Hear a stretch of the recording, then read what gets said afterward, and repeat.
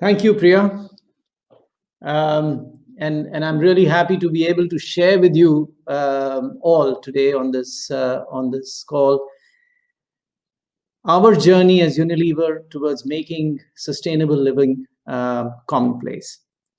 Next slide. Unilever is a global company, and I'm sure that many of you are familiar with the brands, some of the biggest brands that you see over here on the screen, and do consume them on a regular basis as you go through your day. We have a huge impact across the world. 2.5 billion people use our products daily. And that means that we have to be careful about the patterns of consumption that happen globally and its impact on the environment. They consume over 400 plus Unilever brands. We have a significant scale as a company globally with a 52 billion euro turnover in 2019. We operate across 190 countries, either directly or through trading operations. And we employ over 155,000 people. So it's a company with significant scale, significant impact, and therefore it's crucial that we are conscious of our impact on the environment.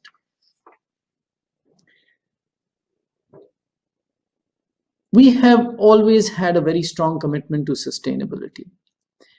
From the beginning, our founder, Sir William Lever, almost over 120 years ago, aimed for Unilever to have a purpose beyond just profits by making cleanliness commonplace, his own words, to lessen work for women, to foster health and contribute to personal attractiveness, that life may be more enjoyable and rewarding for the people who use our products. Now, this is so relevant today, and it has been our guiding star as we've gone through the years. So in 2010, we launched the Unilever Sustainable Living Plan, also known as the USLP. And this was a game changer for us and for others. Back then, we really had no clue about how we're going to achieve all the ambitious targets that we set for ourselves. But we've gone ahead on that journey. And this wasn't just a sustainability plan, it was a plan for a successful, sustainable business. Our vision is to grow our business whilst decoupling our environmental footprint from our growth and increasing our positive social impact. This is because we believe that companies which address both the needs of the environment and the concerns of citizens are the companies that will prosper over the long term.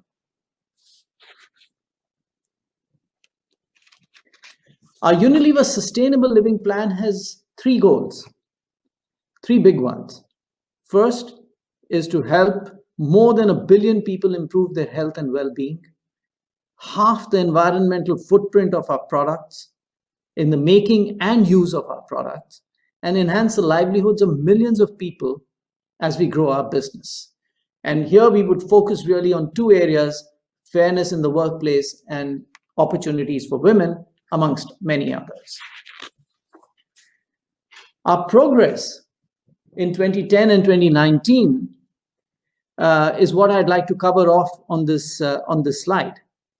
In 2010, we had committed to help over 1 billion people to improve their health and well-being. By the end of 2019, we have reached over 1.3 billion people through our programs on hand washing, safe drinking water, sanitation, oral health, self-esteem, skin healing across all our brands.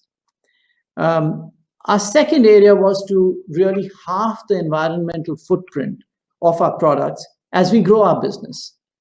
And here we've looked at a few of the really big areas, our greenhouse gas emissions. So we are committed to becoming carbon positive in our operations by 2030.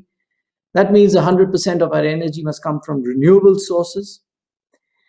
And compared to 2008, our CO2 emissions from our factories have fallen by 65% per ton of production. And in 2019, 85% of all our grid electricity used in our manufacturing operations came from renewable sources.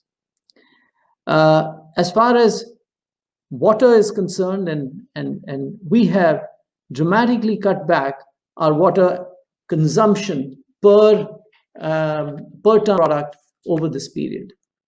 And very importantly, on waste, we took a pledge to make all our manufacturing sites zero waste to landfill. And we achieved significant reduction, therefore, in the amount of waste that is going into landfills. It has been brought down to zero from all our manufacturing sites. And finally, we have a big goal that we would aim to enhance the livelihoods of millions of people as we grow our business. One of our biggest commitments over here is fairness in the workplace. And we are implementing the UN principles on business and human rights throughout our operations, as well as with our suppliers. And we expect our suppliers to follow the codes that we do. We believe that women empowerment is crucial to overall economic growth in the communities that we operate in, and therefore we are committed to advancing this. We have improved our own gender balance within our organization, and today 51% is the proportion of female managers in our management team. We are globally helping almost close to 2.3 million women access through initiatives that are aimed at promoting their safety, developing their skills, expanding economic opportunities for them. And within our business, of course, through our Lamplighter program, we ensure that 81,000 employees have got access to programs leading to better health. Next slide, please. We remain committed to really addressing the climate change issues because pressures on our planet have reached truly a crisis point. We want to play our part in tackling climate change, reduce the depletion of natural resources, and it also, for instance, for us, quite honestly, it makes eminent sense, business sense, to reduce our risk on our supply chain by building sustainable sources for our raw materials, to cut our costs on packaging materials, and this sustainability leads to higher manufacturing efficiencies as well. We hope to appeal to more consumers through brands that are sustainable and purpose-led. So there is a strong business economic sense to driving our sustainability agenda. We aim to continue to address the use of disposable plastics, water scarcity, energy use, nature degradation, as they are all intricately connected to climate change. And since the launch of our USLP program in 2010, we have made some significant and large climate commitments, which I'd like to touch upon. We are committed, first of all, to keeping our plastic packaging in the loop and out of the environment. As from a purely business perspective, plastics is a valuable material that can be reused endlessly. So if managed well, it is not harmful to the environment. And in 2017, we committed to making all of our packaging reusable, recyclable, or fully compostable. And we will do so by 2025. In October of 2019, we further enhanced this commitment to saying that we will actually collect more plastic from the environment than we put into the environment. That's a big goal. It's a difficult goal, but we are committed to making that happen.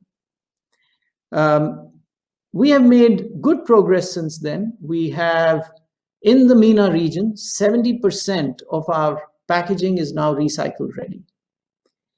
We have also begun partnerships with a lot of local players in order to ensure that we increase the availability of post-consumer recycled resin, which we would then use in our own packaging. And currently we are at 4%. And we are working really hard to make sure that we reach our goal of 25% of PCR use in our own packaging by 2025. We are using alternative materials to plastic where appropriate, like our new recyclable paper-based ice cream tubs. We continue to test new business models for refillable, reusable packaging, such as Loop. And all of these are aimed at reducing our plastic impact on the environment. Further, with the aim of actually changing shopper behavior, we are deploying reverse vending machines in various locations within the UAE as well. And we are working with a lot of local governments across the MENA region to help drive the concept of circular economy.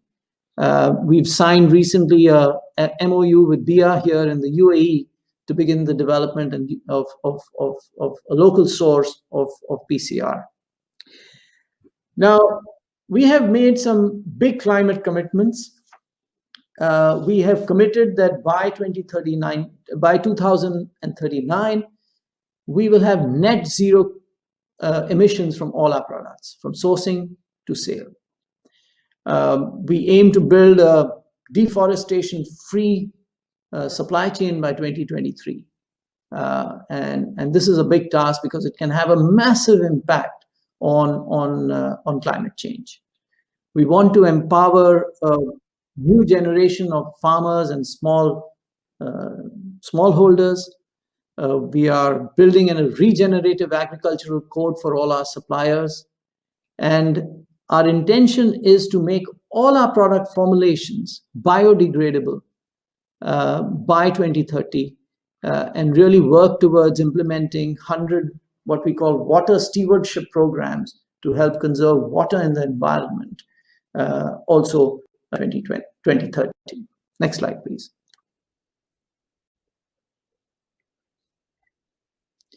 We have, in September 20, made some additional climate commitments. As you all know, we are a big producer of home care products, washing powders, liquids, home cleaning products, dishwash liquids, etc. And we have launched what we call the Clean Future project, which is an innovation strategy that will fundamentally change the way that our cleaning and laundry products are created, manufactured, and packaged.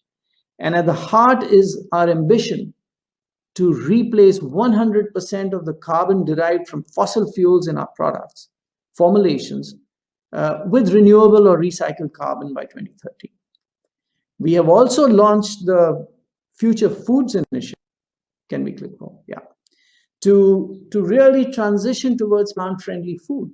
In the previous presentation, you heard about the huge impact that meat and consumption of meat has on the environment, and the amount of agricultural land that is devoted to actually feeding livestock.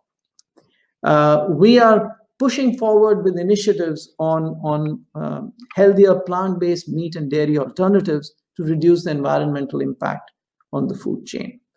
And we are committed at the same time to making all our food products healthy through lower calorie, lower salt, and lower sugar across our wide range of food products and ice creams. Next slide, please. Additionally, what we are aiming to do is to begin to use technology to end deforestation across the supply chain, particularly in the cultivation of crops like palm oil and soy. To ensure that the land used to grow crops such as palm oil, fruit, soy isn't connected to deforestation, we are reimagining our approach to traceability by launching a pilot with Orbital Insight, a US tech company that specializes in geospatial analytics.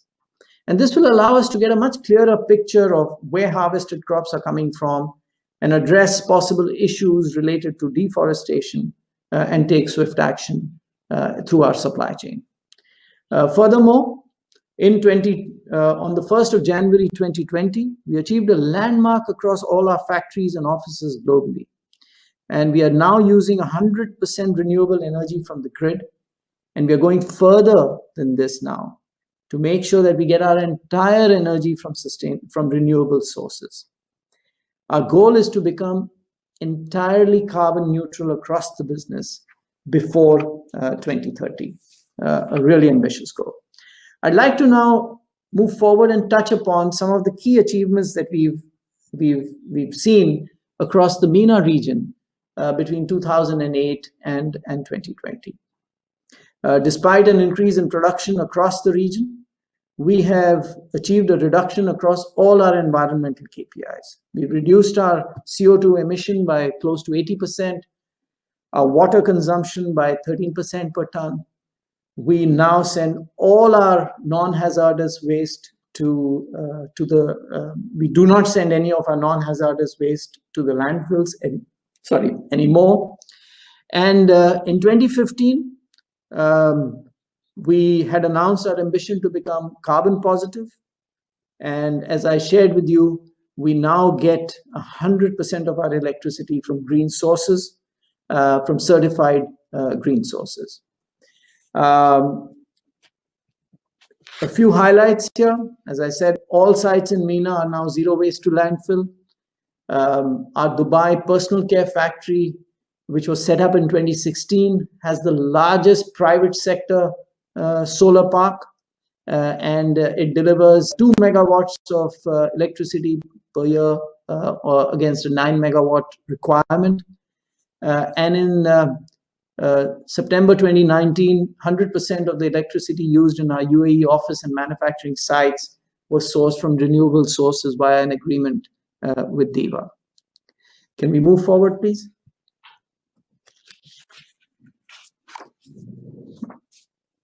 As we exit out of COVID, it's really important that governments and companies should join hands and focus on a few key targets.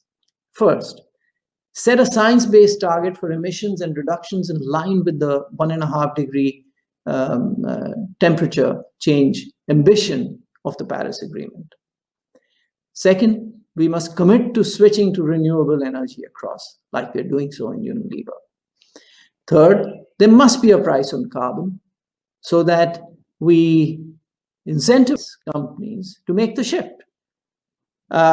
We must support the development of natural climate solutions, some of which you heard in the previous presentation as well. And finally, and very importantly, we must eliminate deforestation from commodity supply chains. This can have a huge impact on climate, and corporates have a massive role to play in making this happen. Moving forward, in closure, what I'd like to really say is that we believe in Unilever that we can't do this alone, or a few cannot do this alone, or a few governments cannot do this alone, or a few NGOs cannot do this alone, but everybody must come together and begin to drive the transformational change, begin to think and work differently. This means that we need to partner with each other and build collaboration across a whole range of players, from governments to NGOs to big businesses to startups. And it is for this very reason that we are constantly engaged with a number of stakeholders in forums such as this and directly as well, to initiate discussions and kickstart many activities where, hopefully we can translate some of those into big positive action. And imagine what we can do if we all come together to really initiate and achieve a full green MENA economic recovery. That's what I had wanted to share with you. And I would be now really happy to take any questions. So Priya, if you can come on. Yeah. Thanks, Sanjiv. But before we get into the questions, we do have some really interesting ones out there. Before we do that, I'd just like to ask for the poll results. Okay, so it seems like the majority, that's almost 78% of our respondents, did say that corporates like Unilever are taking action to address issues that do impact the health of the climate and the people. There are 22% who don't agree. And I Mhm. think, like Sanjeev said, what we're doing are, companies like Unilever are taking initial steps, taking responsibility for our own footprint. And I think, like Sanjeev, you said, there's still a lot to be done. We're just out of our journey. So, yeah, Yeah, what I'd like to say let's get. is I certainly like the fact that a large percentage said that they believe we are doing good work. I also like the fact that there are about a fifth of people who will constantly doubt and will push us in the right direction. So we need both. We need the encouragement and we need the push. So keep doing that. Thank you. And yes, the push will come from our consumers and the young people. So, getting into the questions, the first one I'd like to send across to you, Sanjeev, is that Unilever seems to have made a lot of climate commitments. Can you explain to us what really is the impact of climate change in a business like yours? Look, climate change is really wreaking havoc, and you have forest fires across Amazon, California, Indonesia. Most recently Australia. You have floods. All of this shows us how fragile our environment is and the ecosystem is with the changing climate. We are seeing frequent extreme weather events across the globe, and this has a devastating impact on our businesses, on people, and of course on the environment.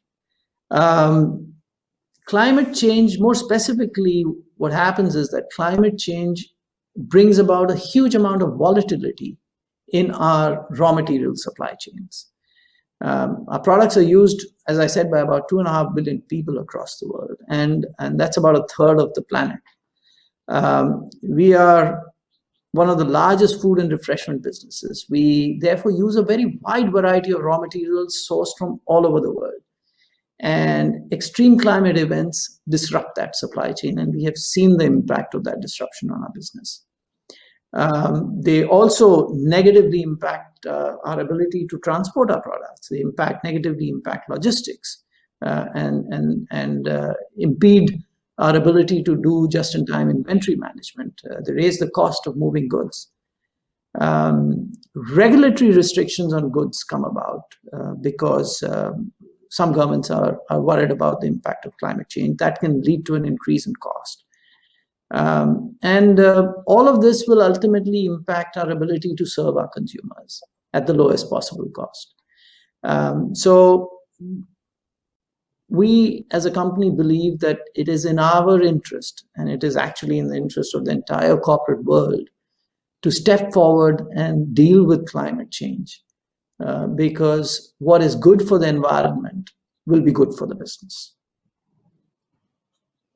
Excellent, Sanjeev. So there's another set of two questions which are similar, so I'll kind of try to combine them and shorten. So the first one really says that all the examples that Sanjeev is giving sound amazing, but also sound extremely expensive. So how are we working sustainability into our business plans to account for profitability?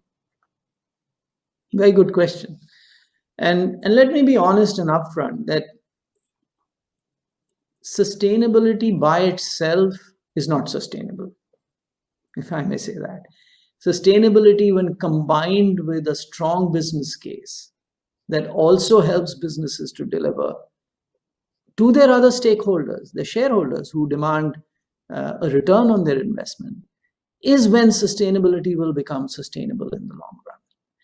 And we have seen now, as we have begun to work our supply chains, as we have begun with sustainability initiatives, it makes a lot of sense to use less energy per ton of product. It makes a lot of sense to use less water per ton of product.